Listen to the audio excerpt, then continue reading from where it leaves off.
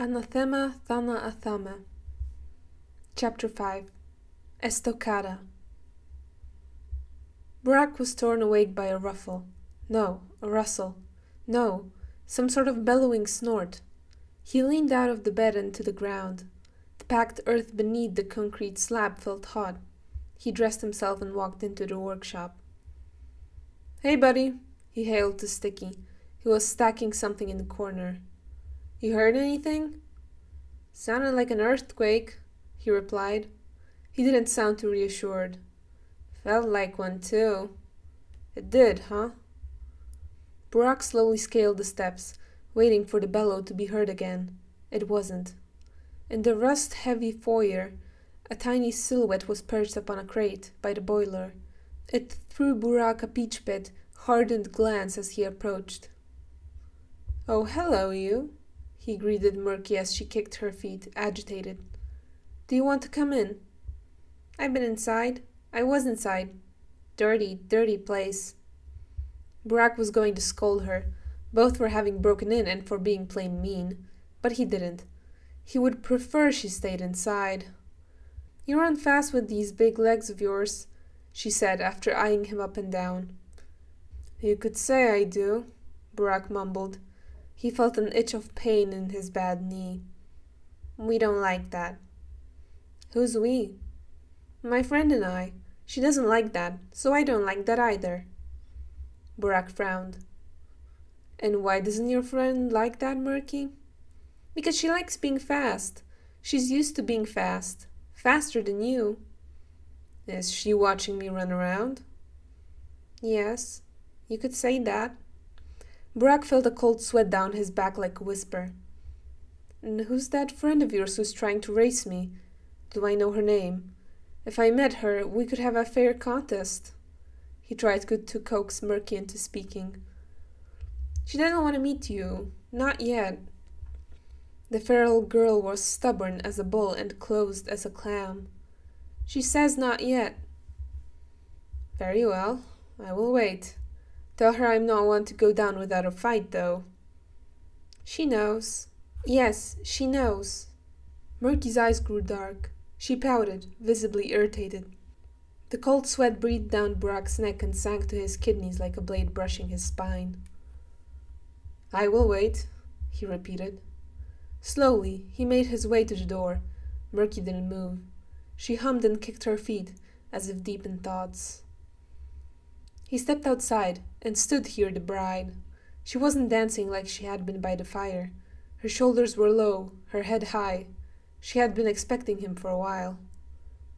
"Oh my God!" Burak choked out in surprise. "It's you again. Did you follow me here?" "Kayala, you vex me. I did not need to, nor need to be told. Your steps are heavy with guilt and sorrow. They make the earth shiver. I feel her tremors climb up my ankles and shins." "All right, I get it. Why have you come again?" We part. For now. You will come back to me, but I will leave now." Burak had to hold back from gritting out a, "Oh, thank God." "I haven't remembered your name," he said. "That seemed important to you. Thought you might want to know." "It is and isn't. I have many more. But know me now as Nara, Narana. Here? That's the sound of hooves hitting the soft autumn soil." "Nice to meet you," Burak said flatly. "Quite the same. I know you more than you do me." Quite the understatement, Burak thought. "We will meet again. We will have to. Fear not, Yargachin." Don't call me that," Burak groaned. "Don't fear the name. Don't fear the calling. Don't fear the act. It will not hurt." "What in the Bodo's name are you babbling on about, Basagan?" "Farewell, Kayala. We will meet again soon." "Farewell, Basagan. May Mother Bodo carry your steps far and safe." She left. Her steps were light. Her feet were damped with dew. In her wake, oh, come on now, 6 or 7 figures emerged from the morning fog. "Good morning, Katanga," He greeted them through tight jaw and teeth. "Were you eavesdropping?" "Sain, baina, Emshan. Were you on your way?" spoke a woman as she came forth. "Yes," lied Burak. "To the town?" "We are in the town." "Wise, Emshan, wise, wise," spoke another. "We mean deeper into the town, in the house where all gather." "You could just say the hospital," Burak replied, holding back a nervous chuckle. He had noticed they had all walked some more, surrounding him. He made sure not to take a step back. "And yes, I will go." He didn't say he was going. "Why?" Burak blinked. "Well, there's an illness sweeping the town clean of thousands, in case you haven't noticed," he replied. "Must you fight it?" Burak blinked again, slower this time. "I beg your fucking pardon? Sorry, I beg your pardon?" "Don't you understand?" the woman asked, tilting her head eagerly. "No, I don't. That's something we're working on, actually. What has gotten into you?" "You have said it yourself. It is sweeping the town clean." Burak felt a wave of nausea hit his stomach like a brick. While it was probably due to a growing hunger, he truly felt it was timely. "Are you out of your fucking mind? Sorry, are you out of your mind? Emshan, you must know, this pest is nothing but the breath of the earth." What makes you think that?"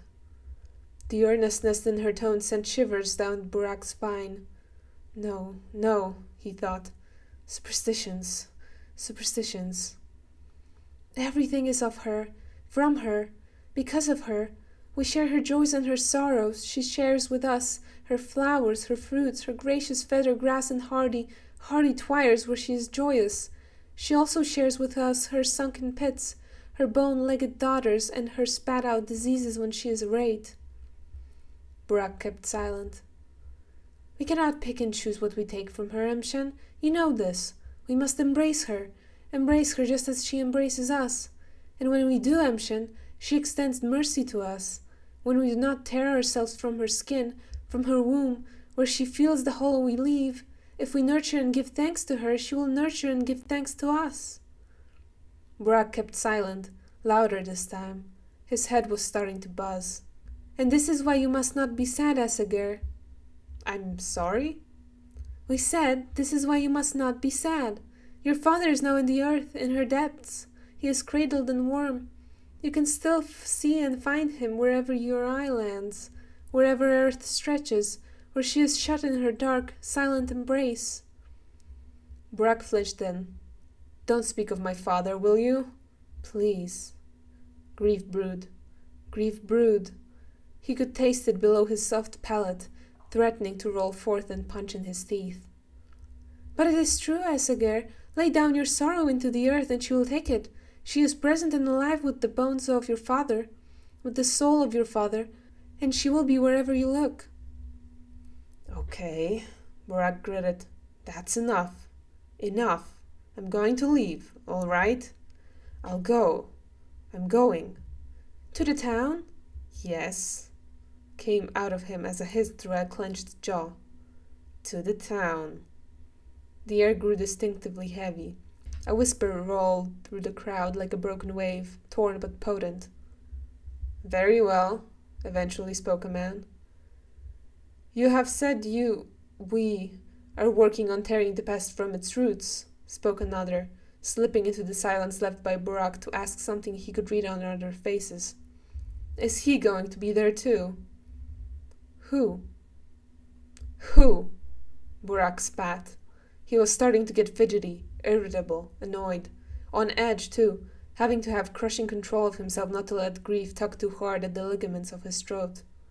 "Your father's false student. The bastard." "I'm a bastard too, in case you forgot," he scoffed. He'd heard the heavy, sinister sibilance in the familiar-faced stranger and kept himself from answering. Instead, he asked, "Why do you care?" "He's treading dark waters," spoke a soul. "Dark, dissident, deceptive," added another. "His steps sink into the earth with guilt. We know he is partaking in most putrid desecration, but we have yet to find him." Burak really wanted to leave. Anger bubbled in his throat and wrung words out of him. Worry about your damn selves. Don't you have anything to worry about? I wish I didn't. I do. We do not feel like we ought to worry, Emshin, replied a member of the crowd. This is the earth. This is our mother, your mother. We know her spirits more than we know ourselves, and we believe you'll come to understand. You'll come into being someone who knows. Damn right I will, gritted Burak.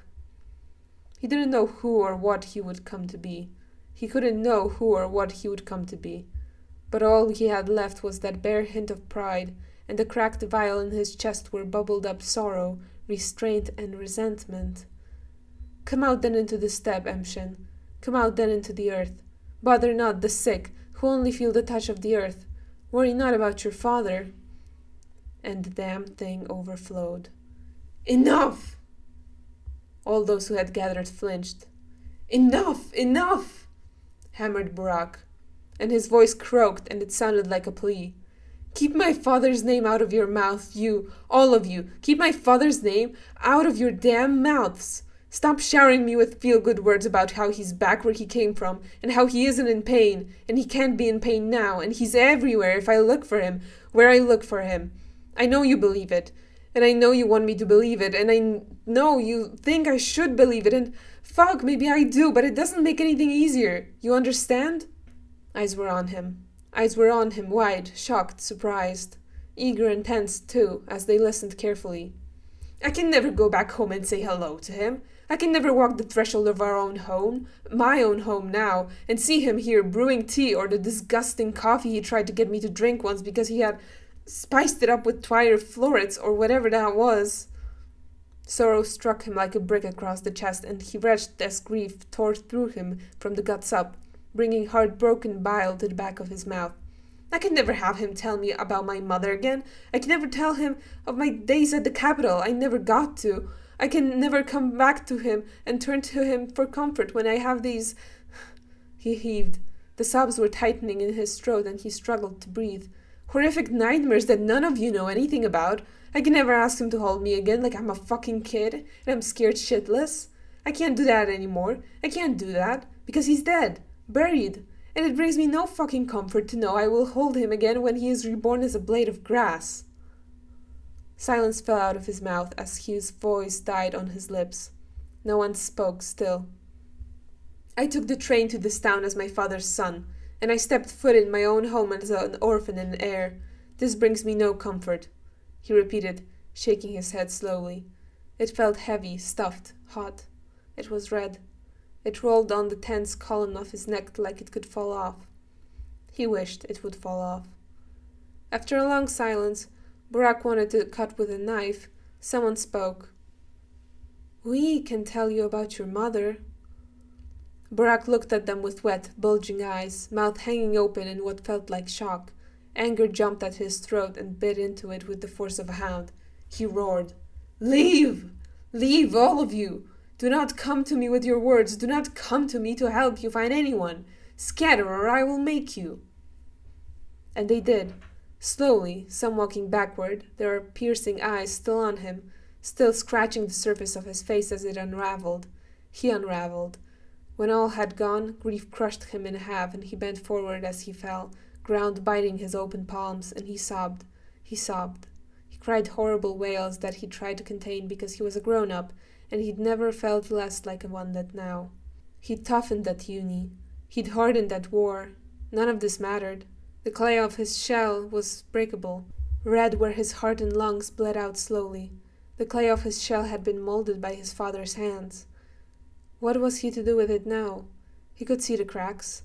He knows how to do stitches, sutures, hems, and seams. He's never repaired pottery in his life. He cried until his face was so wet he felt like he had run through a storm. Eventually, he managed to stop. His head felt stuffed with cotton. His ears were ringing. He couldn't breathe through his nose. In a juvenile reflex, he wiped the snot on his sleeve. Oh, you fucking idiot. Eventually, he sent himself onward. Stumbling and unsteady, he made his way to the marrow. Crossing the gullet, he stepped down the bank to the edge of the water, Leaning down to attempt to wash his sleeve of the wet spot of tears and snot, he slid and his whole arm went into the water. "Oh, you fucking idiot!" The bite of the water was sharp and immediate, like the maw of a hound. He stumbled back and held his wrist, as if he had gotten wounded. It had done the job of washing the stain away, but now a cold, piercing, persistent, damp halo coiled itself around his arm. Burak just prayed it dry fast and carried on to the theater. Damn thing was not drying fast. Burak didn't speak at the theater. Well, the hospital, the morgue, the limbo. He kept trying to clear his throat, but something still lingered, as if sorrow took a wicked pleasure in playing with his vocal cords, pinching them like strings. The feeling of the disposable glove was more uncomfortable than the wet patch on his sleeve, which was a feat of its own. The task was simple, methodical, treating the sick with antibiotics and collecting the blood of those who couldn't be saved, and many couldn't be saved. Burak stayed clear from bumping into Dankovsky, not particularly eager to have him comment on his wrong voice and reddened eyes. He realized soon enough Dankovsky also stayed clear of him. Busy Bachelor was nervous, competent and poised as he usually was, but something thin and friable was holding his nerves together, and holding it poorly. He got a little repose when they had sorted the sick and the dead. Burak saw him smoking outside. His free arm was tucked under his coat, wrapped around his torso. His wrist seemed to be pressed against his side, where the hairspecks had given him stitches. Burak wondered if that was purely a reflex, or if his sutures were coming undone. He should have asked. That was the professional thing to do. But Burak didn't trust his own throat not to tear his words into croaky, fraying shards of voice, so he didn't, and hoped the bachelor would take care of himself if he needed to. Dankovsky was staring intently at the low sky. Well, rather at where the low sky was pierced of edges and planes, of the geometrical limbs of the tower. His eyes were trailing the spiraling stairs, the enamel pale planes. His gaze followed its singer-like base that Burak hadn't approached to try to understand. The damn thing could try to understand itself. Ah well, and Dankovsky was on it too. Hunger invited itself, and it was a mean, clingy guest. Burak made the mental note to bring the collected blood to Dankovsky. He put the vials in one of the safes and went out. His head was spinning with the feeling of his empty stomach, and having sobbed earlier didn't help. He exchanged no words with the clerk. He still believed he'd sound like shit from having cried, but at this point he realized he might just be staying quiet for the feeling of it. It did feel good to shut up for once. More people should try it, he thought. An ugly snicker punched through his teeth, and he received the sidelong glances from kids nearby. He spotted a crowd. Well, he heard it first. The characteristic hums of herb brides echoed in the sprawling network of the town's streets, followed by spoken words, by a chant that rose into the thin fog, by steps that grew louder but not closer. Burak rounded a corner and found a bull, beautiful beast, its head high, its pelt a spotted, rusty brown, and its entourage. The one bride, Nara, was on its back. She didn't look at Burak as he approached. The rest of the crowd turned eyes on him. He recognized among them a few he had seen this morning. He considered apologizing for his outburst. He saw in their eyes how they held his gaze like they hadn't minded it. He also still stood by it, speak not his father's name, and let him mourn. "Good afternoon, Katange," Burak said. "What is this all about?" "Good afternoon, Emshen. The buha is drinking there, see?" And indeed it was, taking long gulps out of a small trough. Burak tensed, remembering how the disease had seeped in the water, but then this one looked clear. He is feeling the cool brush of mother's springs into his long, smooth throat. He will also feed upon her blades of feather grass. "Your tone sounds solemn. What are you hiding? Why is she—" He gestured at Narana, who didn't pay him attention. "Up there." "My tone is solemn, Emshen. She is here to thank him. We are all here to thank him, to say goodbye to him, and to let him say goodbye back." "Why?" This evening he will be brought to the Rajai barrow. This perfect body, it will be divided. It must be divided in accordance with the rites.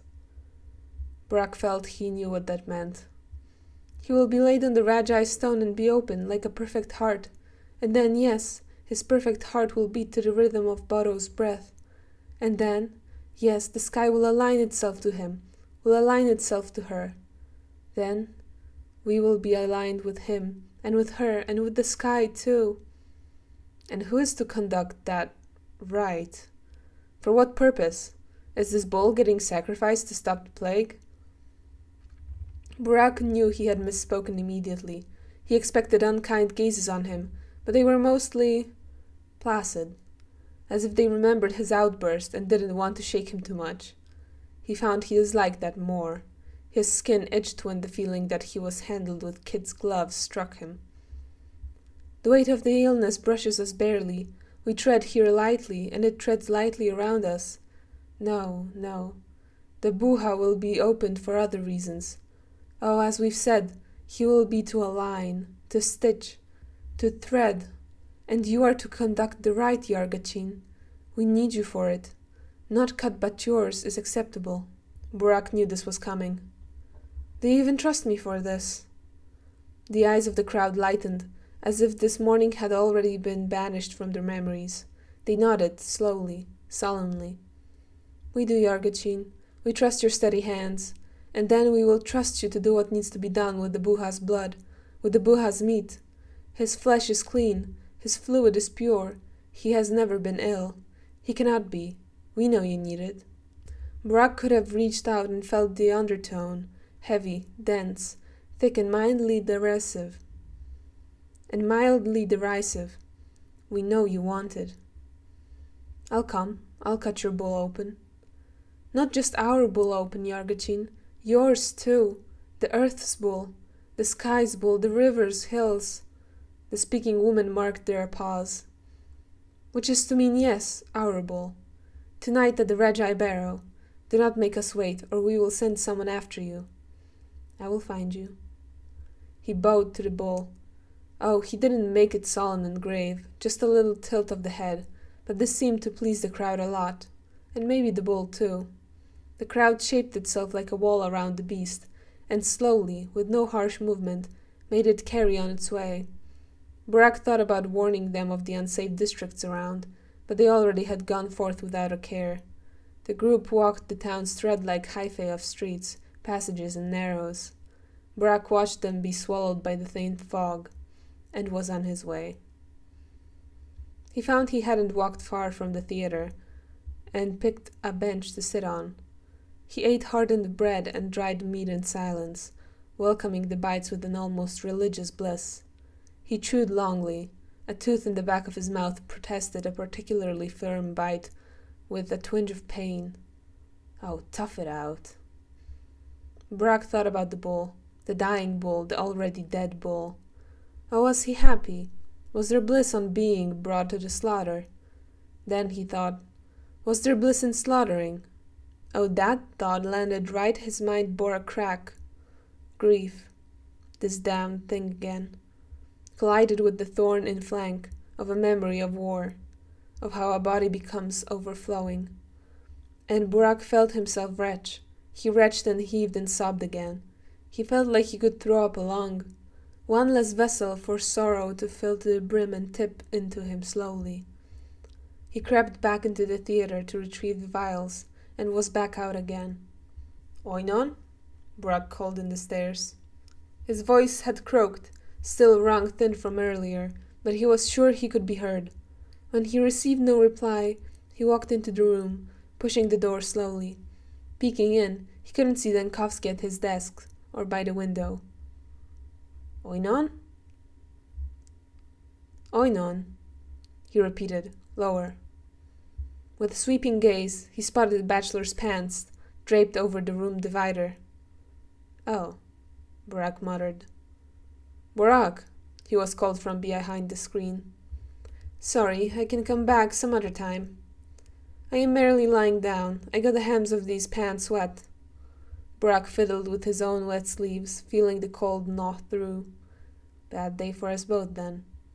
What is it that you want? I brought more samples from the hospital, the morgue, however you want to call it.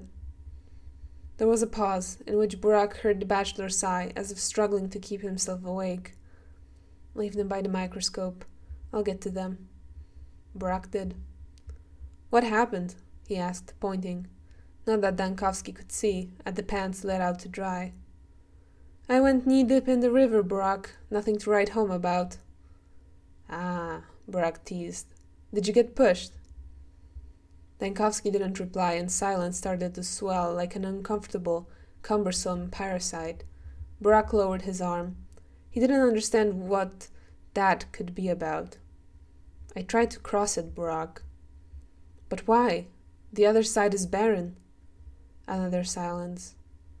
Yes, so I've heard. Another pause. Anything else you wanted? I had also hoped I could hit the cot here. Busy evening. Burak laughed nervously, anticipating the meeting at the barrow. But I can see it's taken, so I won't stay. He heard the ruffle of something heavy, the twisting of the bachelor's body against the mattress, and that mattress against the bed slats. Taking a few steps forward, he found Dankovsky had shoved himself on the other side of the bed. His back was turned to Burak, blanket possessively pulled on him into his shoulder. Oinon? Keep distance between us. Lie on your side. Are you mocking me? Is this some kind of test? I'll take the whole bed back if you don't want it. It couldn't be that weird. Burak needed time to think. Not weirder than when they slept. They all slept, huddled together in the field tents, huddled close enough to make sure they didn't, somehow, spill out, like they'd seen others do. Burak shook the thought out of his head forcefully. That was a comfortable bed, more comfortable than his own, than the army cots, than the raw earth just under his army coat that he had to fold into a pillow. Dankovsky's head had moved, which Burak wouldn't have noticed if he didn't catch the obsidian eye turning to him under heavy, tired eyelashes. It took Burak a second to understand he might have been alarmed by anything from the croak in his voice to the tight, breathy coil in his throat. Don't mention it. Oh, please don't mention it. Allergies, I reckon, spoke the bachelor, and Burak held back a sigh of relief. He was offering him the option to not talk about it. Yeah, he sniffled still. Rough pollen around, I've heard. Yeah, it's pretty harsh this time of year. Burak watched the onyx eye blink, and the bachelor turned back. He pointedly shifted even closer to the wall. My tunic is also wet, Burak said. Then take it off. There's probably enough room on the divider to hang it out to dry. Sure seemed like it. Burak extirpated himself from the rough cloth, only to find his sweater underneath also damp. He took it off as well. The still water was a little cold on his bare arms, and he regretted his undershirt being sleeveless. He laid his tunic and sweater over the room divider, flattening them so they could dry, trying to keep a few centimeters between his clothes and the bachelor's. Only proper etiquette in these situations, he thought to himself. And the thought was only as absurd as the situation itself. He managed to pluck some of the blanket off the bachelor's reserved, stiff silhouette. Lying down on his side, he found they could, in fact, both fit. What's that cold thing? The buckle of my sock garters, Burak. Your sock? If you even think of moving that blanket to get a look, I will kick you out. Burak stopped thinking. He tucked his arm under his head and waited, really, for sleep to wash over. It didn't. It was capricious, distant, as if Dankovsky kept it at bay. Footsteps grew in the stairs. Burak tensed. They were not those of the lady of the house. Doctor? Oh, you have to be kidding me. Reuben stepped into the room, strides determined, and he came to an abrupt stop right in front of the divider. Oh. Burak sank into the mattress and, in an almost juvenile attempt to hide, pulled the blanket over him. He wasn't scared. He wasn't sure he was even ashamed. He just knew this looked incredibly compromising, and that Stack would hold this over his head until they went to their graves. And even then, Burak was sure he'd find a way to taunt him even 6 feet under. The bachelor sat up promptly so his face could peek over the screen. Burak dug his head into the mattress lest the damp blanket fall off the bachelor's lap and uncover his underclothes, which Burak had no intention of being found looking at. "Colleague," Dankowski said. "Bachelor," Reuben replied, voice flat and thin, a hint of nervous. "What brings you here?" I had brought samples I thought we ought to discuss, but..." Beyond the screen, where Burak couldn't see, Reuben was staring at the bachelor blankly. He then blinked once and turned his eyes on the pants, smock and sweater he could recognize beyond the shadow of a doubt, then on the bachelor's face again. "I can come back later." Dankowski did the same, looked at Reuben's face, at the clothes laid next to each other, then at Reuben's face again. "This is not what it looks like," he said. "I can come back later," Reuben repeated pointedly. "Don't be foolish. Stand here. Give me a minute." He threw himself out of bed and Burak almost snapped his own neck trying to avoid slipping out an intrusive gaze. He heard the sound of rustling corduroy as the bachelor grabbed and put on his pants, the clinking of the belt, the flipping of the shoes, and felt Dankowski's entire weight on his thigh as he had nowhere to do that from but sitting right there, behind the shield of the screen. The bachelor jumped forward and directed Reuben to his desk. "What have you brought?" the bachelor asked. "This is a sample of..." Reuben's voice lowered, until Burak couldn't hear it anymore.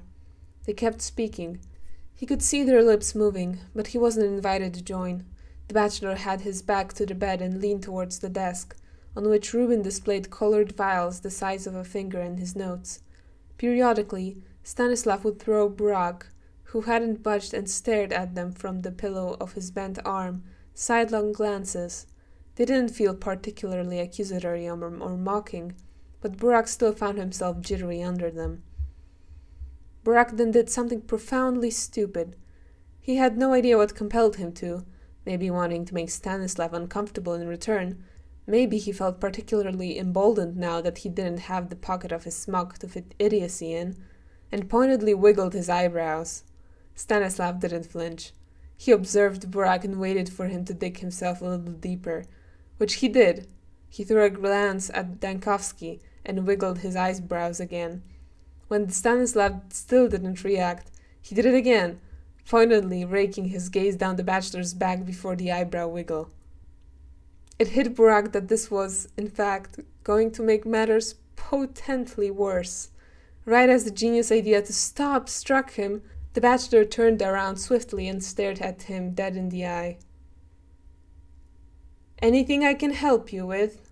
he asked, his voice booming and frank. Burak buried himself more into the mattress and shook his head, feeling like a kid getting scorned. The bachelor immediately brought his attention back to the desk. He and Reuben exchanged some more words that Burak didn't hear, or couldn't hear as he tried to make his head go through the pillow. And Reuben finally stepped back. "Not much else I can do," he spoke. He sounded a hair's width from defeated. "I understand," the bachelor said. He sighed. "I know. Thank you, colleague. I'll come to see the rest when I can. Farewell, colleague. Farewell. Your efforts will not be in vain. I will make sure of it." He stopped there, and his eyes fit on Burak's face, sympathetic this time. "We will make sure of it." Reuben took his leave, and Dankowski stood in the middle of the room until he heard the downstairs door be opened and closed.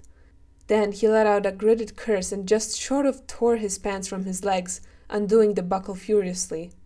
"It's still so damn cold," he hissed, and he threw the cloth back on the top of the screen.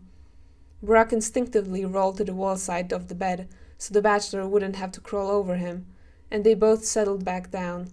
The bachelor let out an almost comical shivering sound. "I need to leave soon," Burak eventually spoke. He thought about how he didn't really need to tell him that and could just leave. Then he thought about how he'd have to wriggle past the bachelor as he lay to get out of the bed, and how he did well to warn him then. "I won't keep you here. I was offered an opportunity. Whatever the outcome, it will bring me closer to..." If nothing else, a truth. The bachelor turned his head to him, not his body. His third eye landed on Brock's face and raked it thoroughly, nervous and interested. Brock corrected himself. It will bring us closer to a truth, whatever it might be. Reuben wasn't particularly enthusiastic about what he has brought me, and I have to admit I am not either. There's only so much we're able to do. I hope you have better luck than we've been dealt. He rubbed his eye, his face with the heel of his gloved palm. I'll be at the Broken Heart later tonight. If your friend's samples are any different from what we've managed to scrap, I'll be there to celebrate. If not... An uncomfortable pause, the likes of which were starting to grow in length and swell in weight, Brock found. If not, you will be drinking your sorrows away, I take it. Denkowski didn't answer. Fine then, I'll meet you there. Be careful around these streets, Brock. Oinon, I know them better than you could. It's not about knowing. The townsfolk are getting agitated. They have been for a while. It's only getting worse. He sighed. It's only going to get worse. The mound of the Ranjai barrow fell 3 steps from the sky as Brock scaled it intently. The torches had been lit. The light blinded him, and the step below looked darker than it had ever been. Flanking the granitic plinth, brides and worms and unfamiliar faces of his kin came forward. The brides stood still and stiff, unnaturally so, their heads high as if pulled by strings. Their chests heaved with difficult breaths as they recovered from frantic dances, and their skins glistened with sweat. Someone felt missing. Someone was missing. The bull was made to kneel, and Burak felt his own knees buckle under him. Time has come, Yorgachin, just like you have. I have. The pale beast came forth, and it bore no death. Burak watched it and was amazed that its flaking hooves allowed it to climb the ritual mound, and that its emaciated body had the strength to carry the bride that rode on its back. Burak recognized her. She was at his lair this morning, and on the bull's back later that day. She held onto its thinning mane for balance as it scaled the barrow, her torn clothes draping his ribs and croup. Her head swayed with a composed anticipation as she intently watched Burak be bestowed the Menku's finger. He looked at the blade and feared it would turn on him, and, oh, it didn't. It fit in his palm like a held hand. Oh nay, sometimes death is not death, but the transformation of thy whole being. Sometimes cut is not cut but mouth hungry, but eye-opening, but eye-opening, but opening. Burak wiped between thumb and index the blade of the tool. His sweat met with the dried blood and trickled it off. Are all lines created equal? Are all lines made equal? You know by thy hands the difference between murder and surgery. Are you the one to decide? Should you be? Burak brought the blade to the densely haired, soft pelt. Here, should you be? The skin parted under the cut with a sickening familiarity. The epidermis split. The skin glistened with blood. The perils of it are not unlike perils of sweat. Burak didn't dare glance away from the bull, but if he had, he would have seen the brides flinch and shiver. Instead, he heard the long, almost relieved hiss that coursed through them like one single voice. He traced first the neck, modni-ish, the tree trunk, then the shoulder, where he cut around the rounded hill of the triceps, brachialis, and deltoid muscles. Kavirgensar, the moon crescent, then the tense, fat belly. Golinereg, the river bank. Good boy, he said, low enough not to be heard. Sorry. His father had thanked the bull the first time Artemy saw him cut one. Artemy had apologized to it when it was his turn, then thanked it too. Then the part of the flank where stomachs pushed the ribs outward, Tolgod, the hill. Then, the bull's flesh yielded meat to the blade. Its insides yielded blood to the hands. As it vialed, Burak could see it was of a red of fantastic brilliancy, heavier than man's, smoother than fine ink. A cut that is good aligns the sun in its sky. A cut that is good aligns the ground with her trees. A cut that is good opens the mother along the line where her grass and her children and children grass and grass children grow.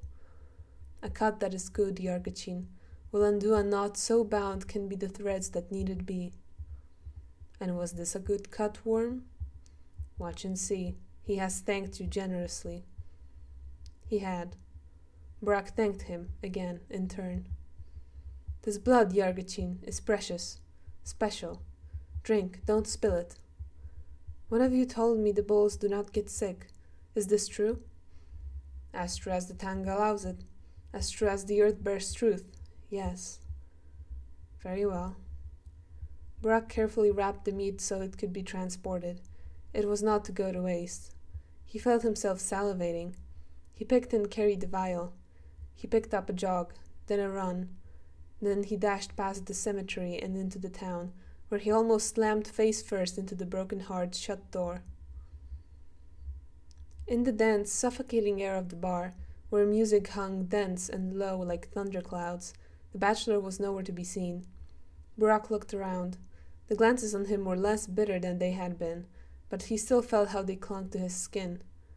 He realized the bloodstain on his stomach where the meat seeped through the cloth and the vial had a leak couldn't help. He looked between the room dividers, threw glances under curtains in the hopes of seeing the familiar black shoes. All he found were two herb brides, uninterested in the rites or dancing on the stage, who shared a settee with limbs intertwined, and threw his glance right back at him until his mouth cracked an embarrassed, apologetic smile, and he walked on. There was noise, coming from one of the back rooms as he approached. A voice. It sounded just like the architect's. The batty one. Well, the batty and aggressive one. You know it wouldn't be the most despicable thing this town has seen, right? In its wake, another, the bachelor? It sounded just like the bachelor. I know. As his words fell, Andre again. Not that I think it's despicable. You know my stance on that. I know, Andre, I know. Burak was eavesdropping. He had leaned against the door. He had held his breath. He pulled himself out of it powerfully, like the childish fear of getting caught doing something naughty whipped his head back. Childish still he was. He walked in place, making his steps grow increasingly louder, pretending to just walk in. He pretended to hit the door in his race. He pretended to trip into the room, tumbling in. His ruse seemed to have worked. The three men, architect, bachelor, and paler, ghostlier architect, looked up from the table they shared, from the drinks in front of them, and pinned their eyes on him. Burak caught Dankovsky's gloved hand absent-mindedly, abstractedly running index, middle finger and thumb up and down the cylinder of his empty glass. Eavesdropping, are we? Rose Andrew's voice, sharp and clear in the fog of incense and smoke. Burak shut the door behind him slowly. And if I was, would you rat me out? Would you dare? We don't like snitches around here. For a moment, the architect's face didn't budge, and his eyes seemed to freeze over. Then his mouth split in a wide, enamel-keyed smile. His eyes thinned. Amusement and threat painted the mist-hazed features pinned on the fabric of his face. Burak seemed to have passed some kind of unspoken test. Clever guy. You're starting to get it. What have you come for? Not for you, Burak said, and he turned to the bachelor. Dankovsky had brought his hands together. He was waiting, but not particularly eager. Burak could see how his usual smirk struggled to cling to his face, and his eyes had darkened with something akin to cynicism or pessimism. I got something, he blurted out. Bolts can't get infected. The bachelor broke the seal of his hands and opened them, palms to Burak, as if to have the words fall right in them. Burak, if this is true, it would be an incredible and marvelous breakthrough. Is there any way we could test this? Burak plucked the vial of blood from his pocket and raised it to the shoulder height, as if presenting a raw gem. The bachelor looked at it, then his eyes closed and his head tipped back as if relief was washing over him. Pride tore through Burak's chest. He felt his heart swell twofold. Come with me then, the bachelor said, and he got up swiftly. He adjusted his coat under the twins' watchful eyes. Andries darted to Burak like blue haloed pinheads. As he escorted Burak out of the bar, he got hold of a rifle that had been tucked away. "Where'd you get this?" Burak asked. "Saburov," Dankovsky replied plainly, and with a twinge of pride. "As compensation for the work he's given me."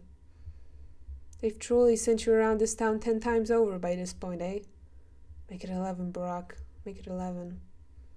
He checked the rifle was loaded. "Are you armed?" "Got my knife." The bachelor grimaced. "Well, in the absence of anything else, this ought to do. Allons-y." "What?" "Let's go." He swung the rifle's leather sling over his shoulder and held it at the ready. He gestured they be on their way, and they were. "Burn district right after that corner," the bachelor announced. "Seeing looters already." "You know our chances to go past unseen," Dankovsky said. Burak snickered nervously and got thrown a sidelong glance. Touchy subject.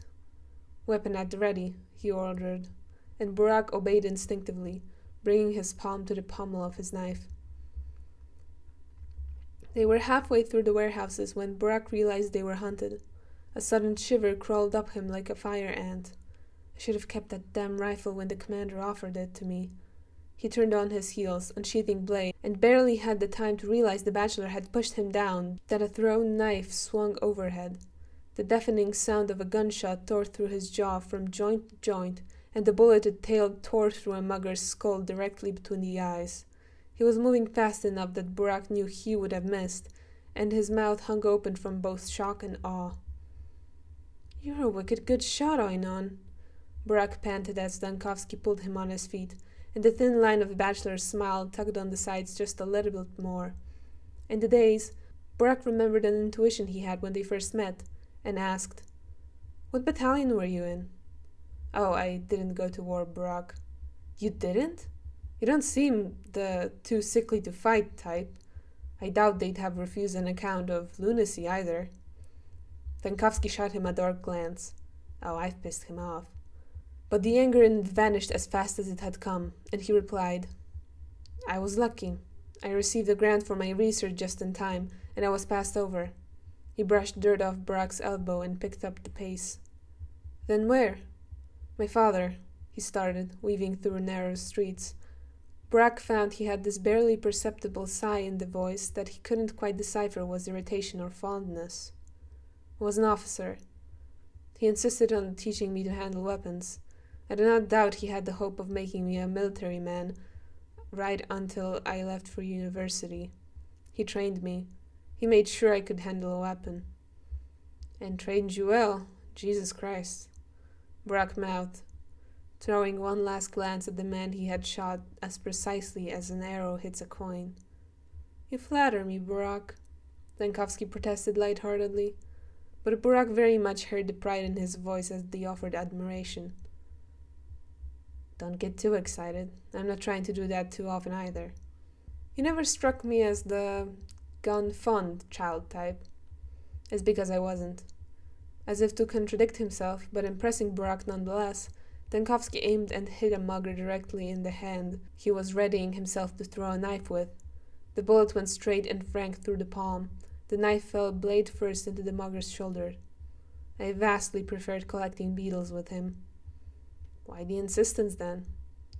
Before they made a dash to the train station, Burak saw the bachelor thinly stretched, lingering, not quite smile contorted in a pensive wave. He had a lot to compensate for. "He did?" Burak was, well, not intrigued per se, but this was the most the bachelor had spoken with this strange, almost foreign lightness. It was pleasant, and it didn't fit the urgency of the situation one bit, which was for the better. "He did." They slowed down as they skirted the station. They took a breather by the younger Vlad's shack and observed the districts ahead. Despite the contemplative composure on the bachelor's face, which Burak could plainly see covered a latent desire to tell some more, or, well, did it? The bachelor's mouth fell back into his enigmatic pinched smile. The signal was clear. That is on that. Burak decided to not pry, even if he really wanted to. He would have loved to linger on it, but they still had to cross into the atrium. "Plague district ahead," the bachelor announced. "I know, I've seen it on Notkin's map. It was fine yesterday." "Cover your nose, Brock." He fished a flimsy cloth mask out of his pocket, and the bachelor did the same. An illness of great equalizing qualities, eh? The bachelor swung the rifle in his bag and walked in front. Brock was almost amazed at how long his short-legged strides were. As if to keep him on his toes about his own, his bad knee shot an arrow of pain into his patella. Walking into the still water, the bachelor bowed to Miss Yan. Her smile faltered when she spotted Burak behind him, and she tucked herself away, afraid. "I'm never living down that damn nickname, am I?" Burak cursed under his breath. "She'll warm up to you," Denkovsky replied, and he scaled the stairs 3 steps at once. He tucked his rifle in a corner and hurried to his desk. "Give me the vial. I'll test it right away." "What about what Reuben brought you earlier?" The bachelor sighed. "I wasn't at the Broken Heart for nothing, you know. It's more of the same. We're not getting anywhere, by all accounts," he insisted. "It's better than nothing, but we're not finding anything new. We've run into wall after wall after wall." He sighed again. "The scientific method has never failed me. Never has it before. But of the many ways I've tried to bring forth breakthroughs, none of them allow me to walk through walls." Burak held back from telling him. You could ask the twins, as regardless of the genuineness of his words, he knew how the bachelor would take it. Not well, that is. "You can hit the cot behind," Denkovsky said.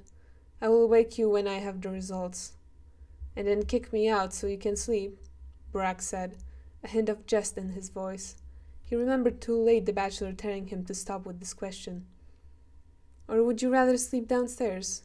he teased. Denkovsky looked at him blankly. Burak wasn't sure if he hadn't gotten the implication, if he had forgotten it and didn't want to, or didn't know how to respond, or if this was his response. "Forget it," Burak mouthed, and tucked himself into bed. All for him this time. Burak wasn't asleep. He couldn't really be. He heard the bachelor tinker with the blood, the chiming sounds of glass slides being examined over and over. He realized Denkovsky knew he wasn't asleep. When his voice rose in the silent attic.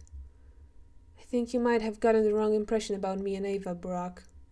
His tone was composed, placid, and a bare hint amused. Burak didn't answer.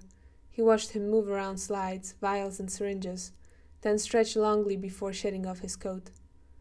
"Don't get me wrong, I think she is a lovely person, and she knows I am very thankful that she let me stay here. But, for all intents and purposes, my feelings for her are purely platonic." Burak watched him fish a matchstick out of his pocket and light the few candles that stuck out from his desk like stalagmites. The flickering light made his tired eyes look even more sunken. "And I would ask you to refrain from implying otherwise," Denkovsky said, his voice rising with an exaggeratedly picked tone. "It makes me uncomfortable and vexes me." Despite his comically melodramatic inflection and the tongue-in-cheek smile he tried to pull on his face, Burak heard loud and clear he was genuine. He saw it in the way his face fell, serious and a hint uneasy, once the words had run their course across the room. Touchy subject. Burak couldn't quite figure out if the bachelor was peevish in general, or if he had truly overstepped then. Burak nodded. "Noted. Thank you, if you'll excuse me." He got up and Burak watched him disappear behind the expansive bookshelf that lined the attic wall and the small wooden door, into a small bathroom. He heard the muffled sound of the bachelor kicking off one shoe, then the other, the clinking of his belt being undone, the ruffle of his corduroy pants being shed. He told himself it was really weird to lend that attentive of an ear and pulled the blanket over himself. "I should have asked," the bachelor began first thing when he walked back in. Burak noted his wet hair. It caught it in the candlelight like an oil spill. "What do your people think of the disease?" Burak propped himself on his elbows. Now that was new. for the usual logical bachelor. They say it is of the earth, that when she is joyous, she fills the fields with twire. When she is arrayed, she makes shabnak, pits, and disease. Shabnak? Oh, yes, right. What they mistook these poor girls for. Yes. Denkowski's eyes on him felt heavy, prying.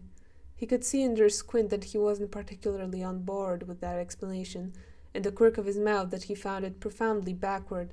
That almost reassured Burak. He was still his stoic self after all. The usual. Whatever is happening, the earth is behind it. A very religious view of things. Spiritual, I would say. But yes, you hear more or less the same from the mouths of those who believe a God is behind every good and evil. There might be truth to it, Denkowski said, and Burak almost jumped out of the cot in surprise. We know that, up north, some diseases have been trapped in the permafrost, and that disruptions in the natural environment might release diseases we've thought gone for decades or centuries. He fiddled with the hem of his glove. I have other hypotheses, more probable hypotheses. I won't discard that one. I just want to go through the other, more credible ones first. My people is a superstitious people. The bachelor scoffed and mouthed, I noticed.